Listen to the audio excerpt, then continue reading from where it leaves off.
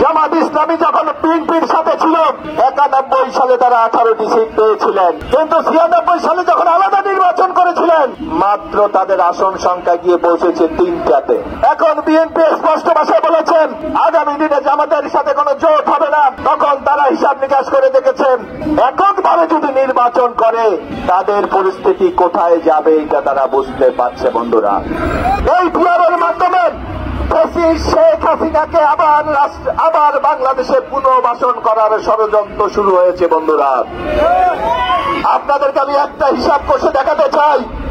আপনারা জানেন পিআর যদি হয় 100% যদি আমরা পিআর ধরি তাহলে 300 আসন, অর্থাৎ 1% ভোট কেউ যদি পায় সেখানে তারা 3টি আসন পাবে। অর্থাৎ আওয়ামী লীগ বাংলাদেশে ইলেকশন করতে পারবে না, কিন্তু তারা যদি স্বতন্ত্রভাবে প্রার্থী দেয় আওয়ামী লীগের যে সমর্থন আছে মিনিমাম 15 থেকে 20% ভোট তারা পেতে পারে।